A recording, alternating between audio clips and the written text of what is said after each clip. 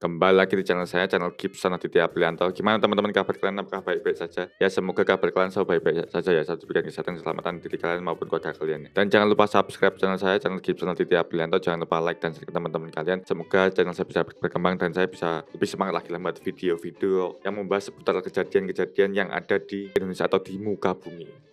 Di video kali ini tidak seperti biasanya, kalau biasanya kan lebih ke reaction ya. Kalau ini membahas seputar fakta dan mitos. Arti mungkin yang saya bahas ini bisa berwawasan untuk kalian semua maupun diri saya ya. Karena kalau pembahasannya reaction terus kan bosen ya, itu aja. Ini saya buat berbeda agar tidak boring lah. Karena kalau reaction terus kan rasanya kayak monoton, itu aja. Oke, di video kali ini saya ingin membahas ya beberapa mitos atau fakta yang ada di dunia ini. El Colaco merupakan ritual melompati bayi di Spanyol. Pria berkostum yang mewakili karakter iblis tampak sangat cekatan melompati beberapa bayi yang berada di bawahnya. Kita lihat penjelasannya. Bayi-bayi mungil dan lucu mengenakan baju putih diletakkan di jalan. Pada acara tersebut yang dikenal sebagai El Salto dan El Colaco, waduh susah ya, lompatan iblis atau singkatan dari El Colaco, seorang pria berbusana iblis disebut sebagai Colaco, berwarna merah kekuningan melompati para bayi yang lahir 12 bulan sebelum yang dibaringkan di atas nama mata jalanan. Merupakan ritual melompat bayi yang melakukan di Castrillo de Murcia, Spanyol Utara. Susah sekali ya. Pria berkostum yang mewakili karakter iblis tampak sangat cekatan melompati beberapa bayi yang berada di bawahnya. Tentu saja mengundang rasa betul-betul pada orangnya yang melihatnya.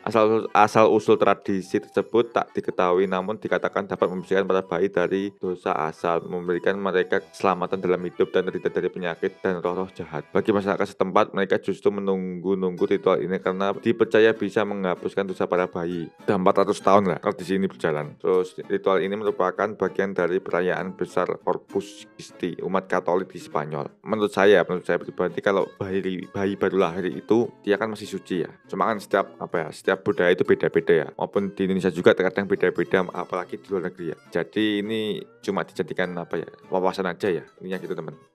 Berita selanjutnya ini tentang kendaraan perang, yaitu Aerosani, sebuah tank tempur yang digunakan oleh Uni Soviet yang dimodifikasi sedemikian rupa agar dapat berjalan dengan mulus di daerah salju ketika Perang Dunia Kedua. Gila sangat sekali ya teman-teman. Ini kan rodanya kayak jet ski ya, makanya kan karena digunakan untuk di salju. Sebagai salah satu negara terdingin di dunia, Uni Soviet memiliki musim dingin yang begitu panjang, artinya letaknya yang dekat dengan kutub utara. Dengan daratan yang nyaris selalu tertutup salju, mau tak mau Uni Soviet harus memodifikasi banyak senjata perangnya agar sesuai dengan medan bersalju yang ada. Salah satu di antaranya adalah Aerosani, tank tempur yang dimodifikasi sedemikian rupa agar dapat berjalan dengan mulus. Aerosani awalnya adalah jenis mobil salju yang digerakkan oleh baling-baling berjalan di atas ski, digunakan untuk berkomunikasi, pengiriman surat, bantuan medis, pemulihan darurat, dan patroli perbatasan. Berbeda dengan tank pada umumnya yang menggunakan roda dan rantai pengikat, mengganti roda ini papan besi agar lebih mudah meluncur di es. Selain itu, senjata ini juga dilengkapi dengan senapan untuk menembak, sedangkan untuk mesin penggeraknya asalnya menggunakan baling-baling raksasa yang di bagian belakangnya sebagai ganti mesin yang menggerakkan roda. Jadi sangat sangar lah. Pada saat itu Uni Soviet sudah membuat buah kendaraan perang seperti ini. Hope for Peace merupakan sebuah monumen tank di Lebanon untuk memperingati akhir perang saudara 1975 dan 1990. Monumen ini terdiri dari 75 kendaraan militer. Ya teman-teman, ini monumennya tinggi ya, dan ini di monumennya ada tank-tank. Saya bingungnya itu cara menaikkan tanknya itu gimana. Cuma kan biasanya pakai eskalator atau itu loh, pengangkat alat berat. Cuma ini bisa dibilang konstruksinya kuat ya, karena kan bisa menampung 78 tank. Dan per tank itu beratnya berapa? Kalau truk itu truk biasa, kalian tahu truk ban double itu 2 ton, sekitar 3 ton ya. Tapi kalau tank ini lebih ya, dan itu sampai 78 loh. Ini mungkin konstruksinya benar-benar kuat ya, soalnya sampai 78 tank. The Hope for Peace atau dikenal dengan nama Espoir de Paix merupakan sebuah monumen di Yazd, Lebanon yang dibuat untuk memperingati berakhirnya perang saudara yang terjadi pada tahun 1975 hingga 1990. Kisaran 15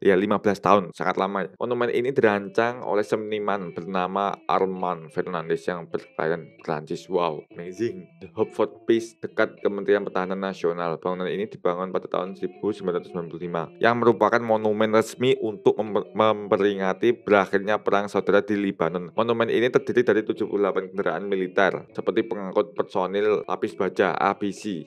Oh, emang sengaja kayak didesain seperti bekas tembakan-tembakan ya terhadap kolong-kolong yang ditempati tank ini agar lebih mungkin lebih futuristik. Ini dia King Cobra. King Cobra itu sangat membahayakan ya teman-teman.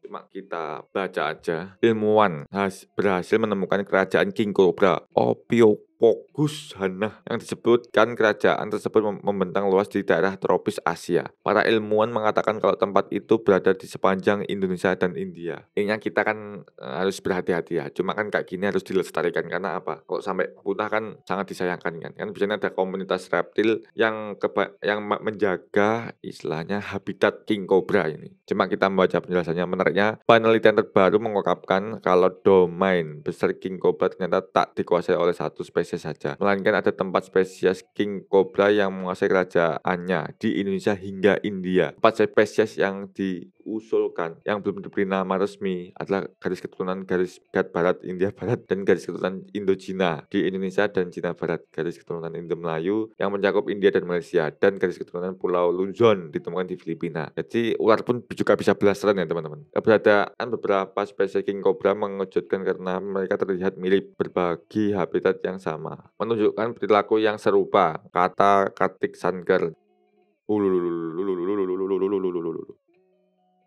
Belah itu wis medeni ya. Cuma ini kelihatannya belum punya gigi ya teman-teman. Belum punya gigi dan bisanya apa sudah mematikannya belum tahu. Cuma kelihatannya belum ya, karena kan bagi si pemegang dia beranilah memegang tanpa pelindung. Swanger. Balahnya gini ya, sangat.